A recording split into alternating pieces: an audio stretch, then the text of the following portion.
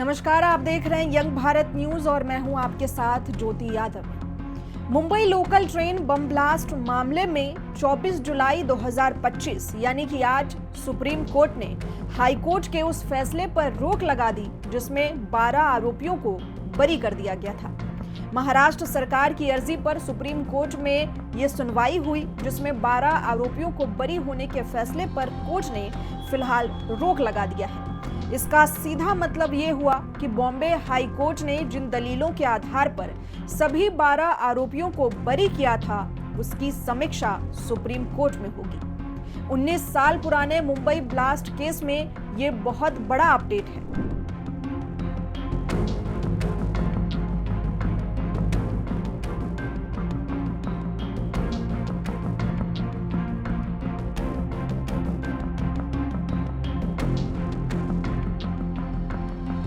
आइए जानते हैं आखिर क्या हुआ था 11 जुलाई 2006 को मुंबई की लोकल ट्रेन में।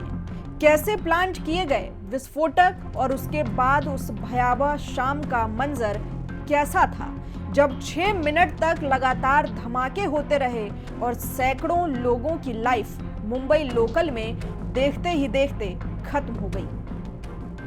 11 जुलाई 2006 को मुंबई उमस भरी गर्मी से तप रहा था। शाम के समय में ज्यादातर लोग जब अपने घर लौटने की उहापों में थे तब शाम को 6:23 से लेकर अगले 6 मिनट तक एक के बाद एक करके 6 बम धमाके हुए। सारे धमाके लोकल ट्रेन के कंपार्टमेंट में हुए। शाम के वक्त मुंबई लोकल में जो भी होती है उसमें भीड़ उम्मीद से ज्यादा 8 से ज्यादा होती है। उस समय मुंबई में मेट्रो ट्रेन नहीं थी। धमाकों से 187 लोगों की जान चली गई। 824 लोग या तो धमाकों की चपेट में आकर जख्मी हुए या फिर भगदड़ का शिकार बने। कुल मिलाकर इस वारदात ने पूरे देश को हिलाकर रख दिया। पहला धमाका जैसे ही हुआ मुंबई के जॉइंट कमिश्नर का फोन घनघनाया। वो कुछ समझ पाते कि उनकी दूसरी लाइन बजने लगी। पहला फोन रखा तो वो भी बजने लगा। 6 मिनट तक मुंबई के तमाम पुलिस के अफसर ये समझ नहीं पा रहे थे कि ये हो क्या रहा है। पलक झपकते ही बात दिल्ली तक पहुंच गई।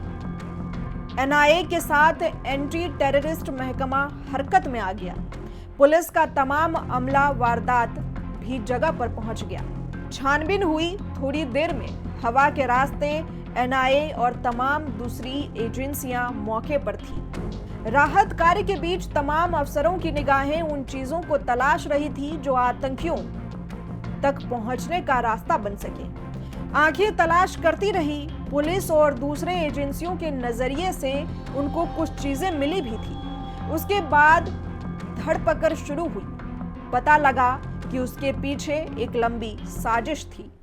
एजेंसियों ने लीड को परखते हुए कमाल अंसारी, मोहम्मद फैजल, अताउर रहमान शेख, एहतेशाम कुतुबुद्दीन सिद्दीकी, नवीद हुसैन खान, आसिफ खान, तनवीर अहमद, मोहम्मद इब्राहिम अंसारी, मोहम्मद माजिद, मोहम्मद शफी, शेफ मोहम्मद अली आलम शेख, मोहम्मद साजिद मरगूम अंसारी, मुजम्मिल अताउर रहमान शेख, सुहेल महमूद शेख और जमीर अहमद लतीउर रहमान शेख और वाहिद शेख को अरेस्ट किया गया था।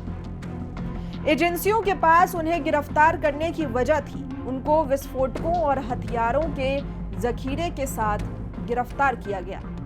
लॉकअप में उन्होंने मान भी लिया था कि वारदात के पीछे वो थे। उसके बाद चार्जशीट पेश की गई। महाराष्ट्र की एंटी टेररिस्ट सेल ने कोर्ट में वकीलों की टीम खड़ी की। सरकार की कोशिश थी कि मुंबई के गुनहगारों को कड़ी से कड़ी सजा मिले। 8 साल की लंबी सुनवाई के बाद मकोका की विशेष अदालत ने 30 सितंबर 2015 को 13 दोषियों में से 5 को मौत की सजा सुनाई। मौत की सजा पाने वालों में कमाल अंसारी, मोहम्मद फैजल अताउर रहमान शेख, एहतेशाम कुतुबुद्दीन सिद्दीकी, नवीद हुसैन खान, और आसिफ खान शामिल थे। उम्र कैद आजीवन कारावास की सजा पाने वालों में तनवीर अहमद, मोहम्मद इब्राहिम अंसारी, मोहम्मद माजिद, मोहम्मद शफी, शेख मोहम्मद अली आलम शेख, मोहम्मद साजिद मरगूम अंसारी, मुजम्मिल अताउर्रहमान शेख, सुहैल महमूद शेख और जमीर अहमद लतीउर्रहमान शेख शामिल थे। एक आरोपी वाहिद शेख को बरी कर दिया गया था क्योंकि बाकी के आतंकियों से उसका कोई तालमेल नहीं था। इसके बाद मामला बॉम्बे हाईकोर्ट पहुंचा। मकोका अदालत के फैसले के तुरंत बाद महाराष्ट्र सरकार ने अक्टूबर 2015 में बॉम्बे हाईकोर्ट में मृत्यु दंड की पुष्टि के लिए याचिका दायर की। सीआरपीसी की धारा 366 के तहत सेशन के मृत्यु दंड को हाईकोर्ट में पेश किया जाना आवश्यक है। जब तक सजा को हाईकोर्ट कंफर्म नहीं कर देता तब तक मृत्यु दंड नहीं दिया जा सकता।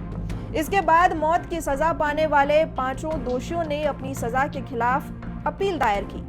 आजीवन कारावास की सजा पाने वालों ने भी फैसले को चुनौती दी। कहने को तो हाईकोर्ट में ये केस 2015 में ही पहुंच गया, लेकिन फैसला आने में 10 साल लग गए। जनवरी 2019 में यह मामला पहली बार हाईकोर्ट में लिस्ट हुआ था। देरी के लिए जो गलतियां हुई पहले उसे समझ लेते हैं। हाईकोर्ट के सामने केस आया तो बेंच को पता चला कि नागपुर जेल अधीक्षक ने अक्टूबर 2015 में दोषियों से पूछा था क्या वो मकोका कोर्ट के फैसले को चैलेंज करेंगे, लेकिन इसमें कानूनी पेच था। उनको ये नहीं बताया गया था कि उनकी मृत्यु दंड की याचिकाओं को कंफर्म करने के लिए सरकार पहले ही उच्च न्यायालय का रुख कर चुकी है।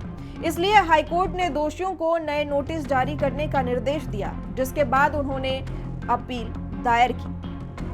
कुछ और भी कारण हुए जिसकी वजह से केस की सुनवाई में देरी हुई। सबसे पहले बेंच की अध्यक्षता कर रहे जस्टिस एएस गडकरी खुद को सुनवाई से अलग कर गए। जस्टिस आरडी धानुका काम के बोझ का तर्क देकर खुद को मामले से अलग कर लिया। सितंबर 2023 में जस्टिस नितिन डब्ल्यू सांबरे की अध्यक्षता वाली बेंच ने जब सुनवाई शुरू की तो उन्हें बताया गया कि सरकार ने अभी तक एक स्पेशल पब्लिक प्रोसिक्यूटर की नियुक्ति नहीं की है। बेंच ने दिसंबर 2023 तक याचिकाओं पर सुनवाई की, लेकिन जज का तबादला हो गया। मामले को दूसरी बेंच के पास भेजा गया। इन मामलों पर तब तक महीनों तक सुनवाई नहीं हुई जब तक कि एक अभियुक्त ने आवाज नहीं उठाई। जुलाई 2024 में जस्टिस अनिल एस किलोर और श्याम सी चांडक की एक विशेष बेंच को केस सौंपा गया। अगले 6 महीनों में 75 से ज्यादा सुनवाई हुई। केस की फाइलों में अभियोजन पक्ष के 92 और बचाव पक्ष के 50 से ज्यादा गवाह शामिल हैं। इस मामले में साक्ष्य 169 हिस्सों में थे। मौत की सजा के फैसले लगभग 2000 पेजों के थे। मामला लंबा खींचना ही था।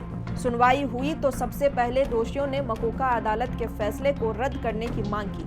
उनका दावा था कि जांच एजेंसी ने उनसे जबरन इकबालिया बयान हासिल किए।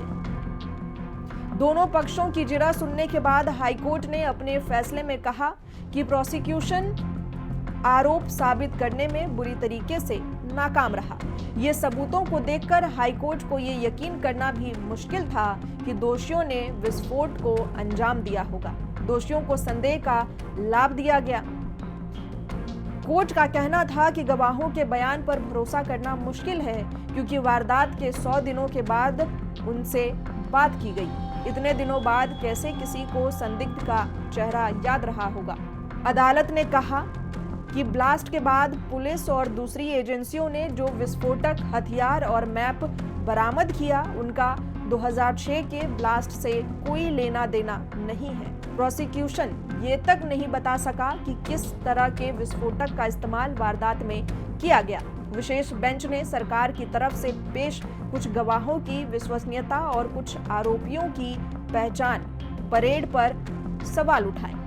जस्टिस अनिल एस किलोर और जस्टिस श्याम सी चांडक की बेंच ने आदेश दिया कि अगर किसी और केस में हिरासत में रखने की जरूरत नहीं है तो उन्हें रिहा किया जाए। खास बात यह है कि मकोका की स्पेशल कोर्ट ने जिन चीजों को सबूत माना वो हाईकोर्ट के नजर में बेसिर पैर की दलीलें थी। खैर, न्याय अभी भी मामले में अधूरा है। मसला सुप्रीम कोर्ट के पास गया तो कोर्ट ने हाई कोर्ट के फैसले पर रोक लगा दी, मगर आरोपियों को सजा और पीड़ितों को न्याय मिलना अभी बाकी है। आप इस पूरे मसले पर क्या सोचते हैं? कमेंट कर हमें जरूर बताएं। इसी तरह की तमाम बड़ी खबरों के लिए जुड़े रहें हमारे साथ, देखते रहें यंग भारत न्यूज।